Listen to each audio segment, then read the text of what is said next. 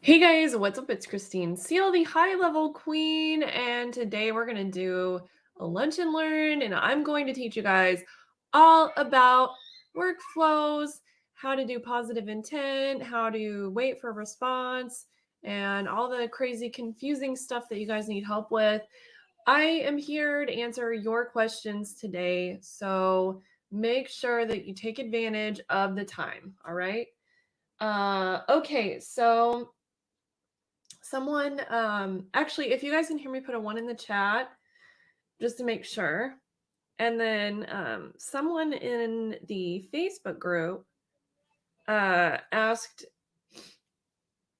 my Facebook group is called Marketing Agency Automation Secrets. And I ask always my audience before I go live what they want to learn. Uh, so Jay wants to know how to properly use delays in workflows when waiting for a response. In my test environment, the workflows keep waiting the full wait for response period before moving the customer to the next step, even if they respond help, lol. Okay, so I'm going to teach you guys how to do that. And that's actually customizable. So we're going to get right to it. If you guys have any questions, put them in the chat and I will get to them as well. All right, so first I want to know how many of you guys are using workflows. Put a 1 in the chat if you are using workflows, and put a 2 in the chat if you are scared to use workflows. Okay, I'm going to make this not scary for you guys. So let me just make sure I'm actually live streaming because someone said they couldn't see my... Can you guys see my screen? Make sure you can see my screen first because I don't know if you can see my screen or not. So want to make sure you guys can actually see my screen. All right, here we go. So we're going to go ahead and start a workflow from scratch. Okay, now he said in his test environment, the workflows keep waiting the full wait for response period. Okay, so first of all, just a quick overview of workflows. Workflows are to replace campaigns and triggers. Can you guys hear me okay? Okay. So workflows are to replace campaigns and triggers. Campaigns and triggers are actually deprecated, which basically just means that high level is not updating or supporting them anymore. So you guys really need to learn how to move on and use the new workflow feature. With that being said, workflows are basically just the triggers flip 90 degrees on its side because you have the triggers up here and the actions down here. All right, so we're going to build let's do a quick marketing blast. So I'm going to show you guys a blast similar to what I did when I promoted my mastermind. So first, what I did was I sent a text and I was like, hey, I have this thing on sale. Just use your own verbiage. This is just an example. I have this thing on sale and it ends Monday. Do you want the link? Right? Just make it simple. And then they're going to say yes or no, right? So that's like the main thing. They're going to say yes or no. And then I also went ahead and sent them an email as well.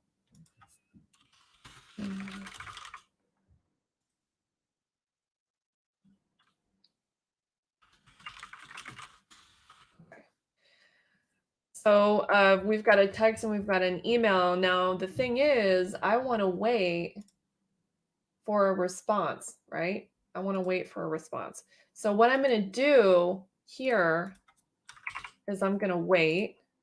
Okay. Now you have several options here. And if you guys have questions, feel free to put them in the chat.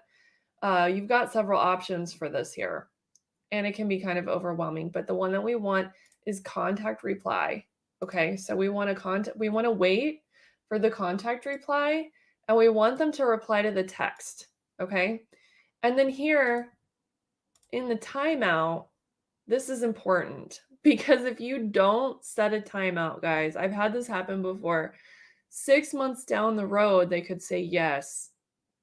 for a new promotion, and then they get this one and the new one. It's just a mess. So make sure you do timeout. And that could be because I had an old trigger or something, but I know I didn't use timeout, and that was the problem. So make sure you do a timeout. Now it's up to you to decide how long that you want to let them, how long you want to give them for a response. Okay. So it could be based on several factors. One, how big is your list? If you have 5,000 text numbers, it's going to take it quite a while to send through the system. So you want to allow it enough time to do that. Okay. If you have 500 or 50, then it's not as big of a deal. I personally give my leads about a day to respond to me. Okay. So I'm going to just put 1440 in here. Again, this is up to you, but I'll get to this a little bit later. But this just means that if they don't reply in a day, it's going to time it out and default to no. Okay. Are you guys with me so far? I just want to make sure you guys are still with me. All right. If you're not with me, say something. Okay. Then what we're going to do here is the condition. Okay. So you can get to the conditions by going to if else, or you can just type if. Now this is the fun part. All right. So if the contact replied with the intent type of positive, right? So this means if they said, yeah, sure, okay, great, whatever, it's going to go ahead and do the yes. Now we have a yes and a no here. So remember, if they don't respond, then it's going to default. If they don't respond in a day, it's going to default to no. Okay. So yes, we're going to send them a text back and be like, great, here is the link. Now, you may be wondering, why would I not just send the link in the first text? Well, that's a great question.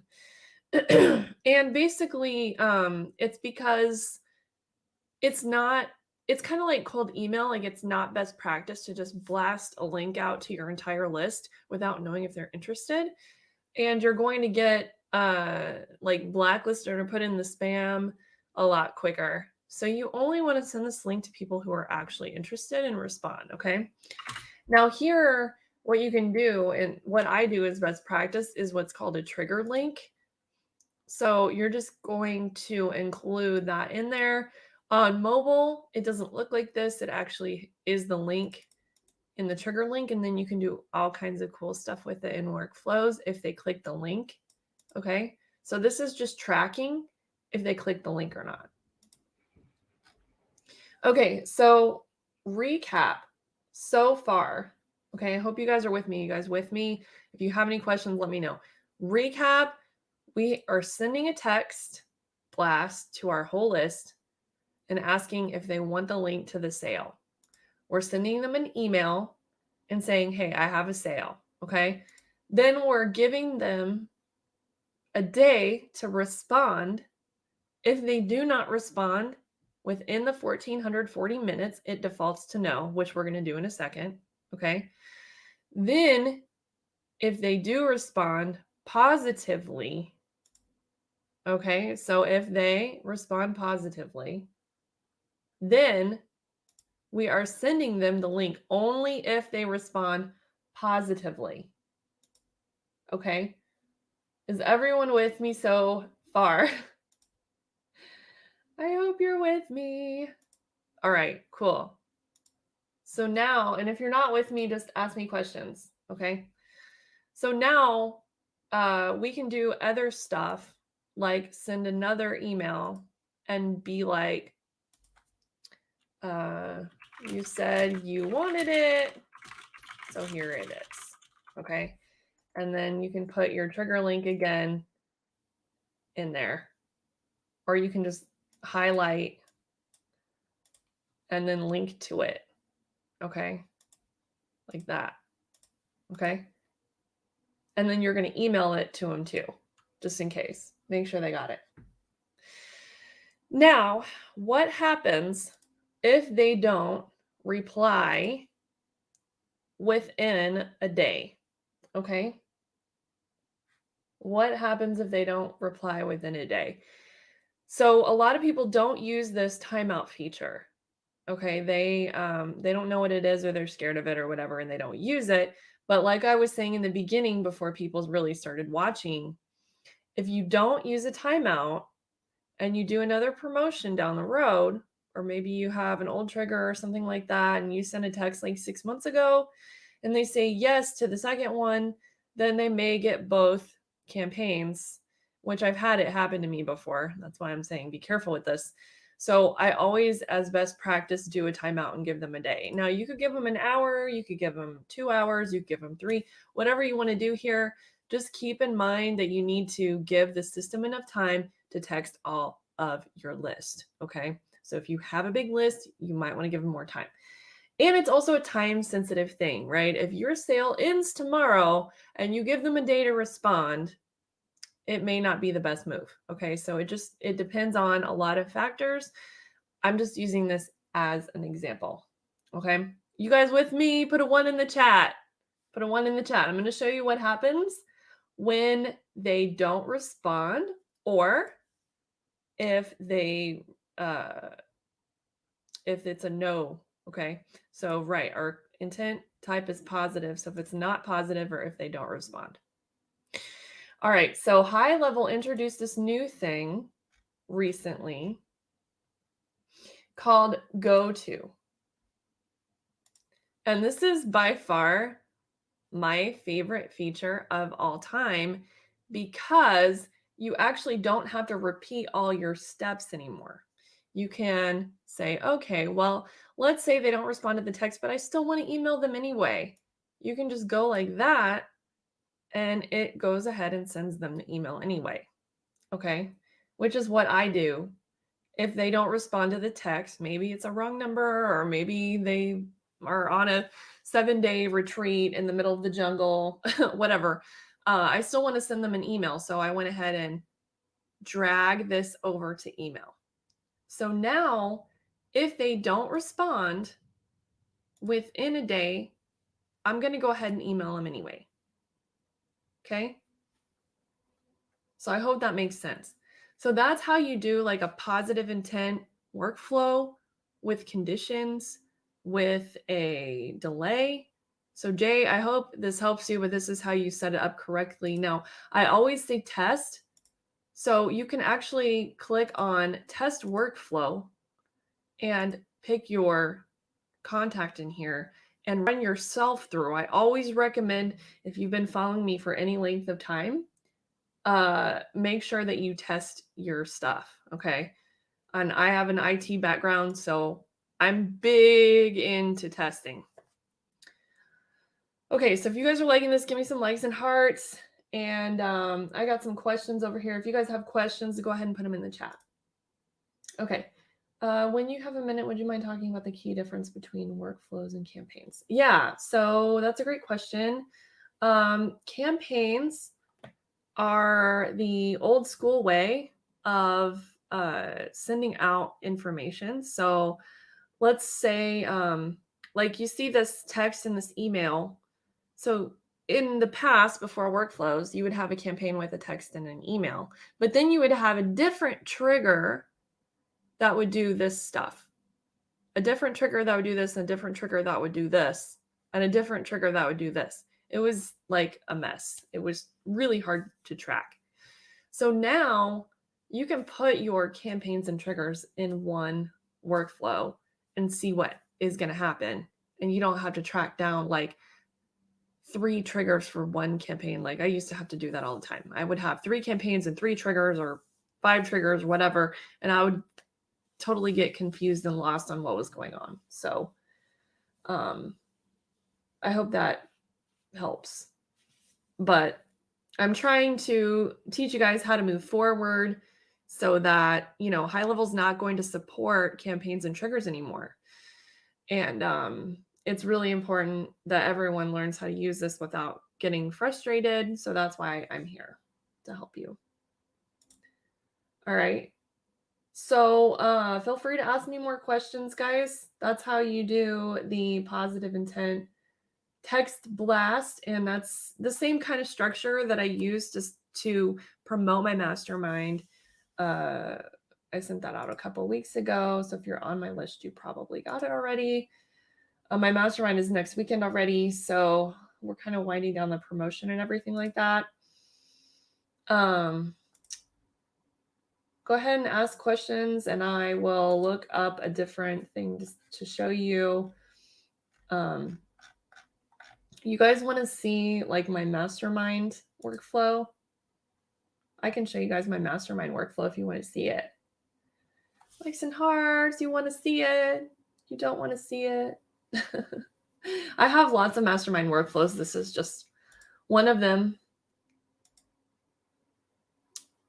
No one wants to see my mastermind workflow. No. Oh, okay. My high level knight wants to see my mastermind workflow. Okay. So this was fun. This is my mastermind workflow. So if you're starting with workflows, I definitely don't recommend like going all complex out of the gate, but I've been doing this for a while, so I just put it all in one. I definitely recommend if you're starting out with workflows, doing a different workflow for each thing you're trying to do. But this is technically one campaign, one marketing campaign for my mastermind, okay? So high level actually changed the event start time to be in the workflow itself and not in the settings page. So I set my event start date and time. And then I did this because I did like a 14-day promo. So I wanted it, if I added them in on day 7, I wanted them to start there and not get all of this stuff like in one day. So 7 days before, okay, so before my date, 7 days before. Now, this is important. And it says, if the timing of this wait step is already in the past, how should the contact proceed? So you either want to move to the next step or skip all outbound communication until the next wait or event start date action. So you're either saying, just go ahead and move them to the next one or skip everything until the next one. So I was having issues where they were getting multiple emails. So I should have had this skip. Okay. And that was my bad. And then I have an email. All right. And then I was sending a text. So want more deets. Okay. So I did the positive intent thing. So if the intent was positive, and then I'm also adding a contact tag here as a hot lead because I use the tagging system quite a bit. So I'm tagging them as a hot lead. Then I'm sending them another text like, hey, great, this is the link. Then, hey, look at that. If they don't respond in a day, well, I'm going to go ahead and send them the emails anyway because I'm going to long-term nurture them, right? So 6 days before, I'm sending them another email. 5 days before, I'm sending them another email. 3 days before, 4 days before, 3 days before. Then I'm going ahead and on the 3 days before the event in the workflow, I'm sending them another text. Just a text reminder, okay? Then I'm waiting, I'm giving them a day to respond. And then if they respond positively to that, I'm sending them a text response. This takes a lot of workload off my VA and off of me to like send the link out. So I'm not like blasting the link to my entire list. I'm only sending it if they're interested, okay? Then here, if they don't respond, I'm going ahead and putting them back in the email sequence anyway. And then guess what? After the date, Okay, so after my start date time, I'm sending another email 3 hours later and another email 9 hours later. Now, you don't have to do it this way, okay? You can do it like the first way I showed you, where you're like waiting a day, waiting a day, waiting a day. But if you have some kind of countdown, if you have a cart shut down, which is my case, I shut down the cart, then you're going to want to do it this way. So if you've got like an open cart period and you're like, let's say you have a Facebook group and you're letting a ton of people into your Facebook group and you don't want them, you only want them to get the emails starting with the day they joined your group, you want to do it this way. I hope that makes sense. Does that make sense to everybody?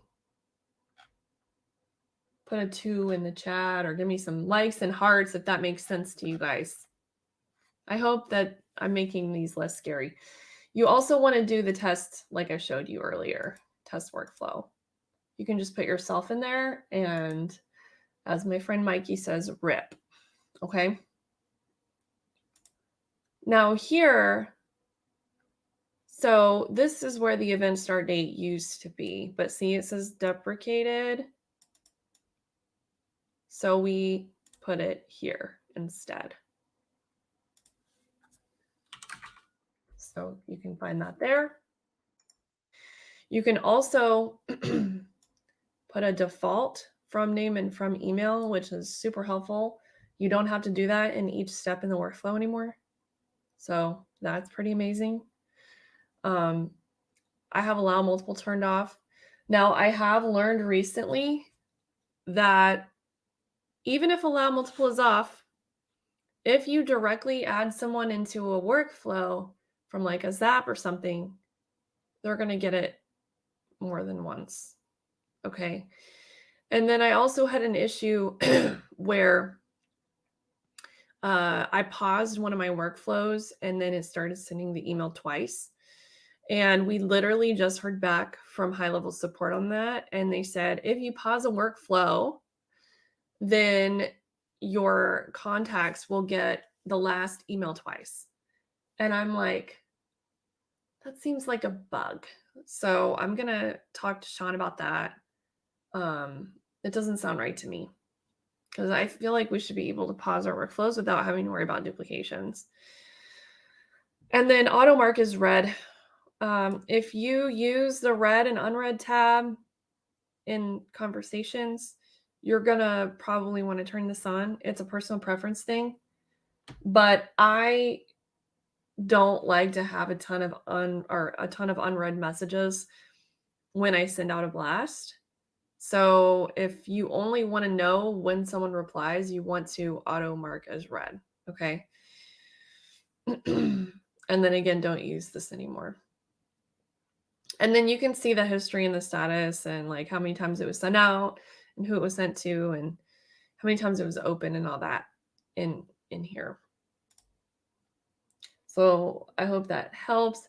Go ahead and pop any questions that you guys have. Oh shoot, I got a call like in a minute. I gotta go. So I hope this was helpful, guys.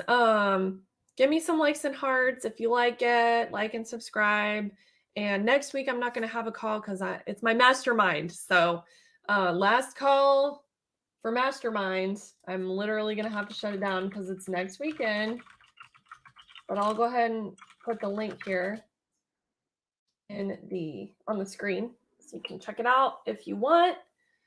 And thanks for joining me today. I'll see you guys next time.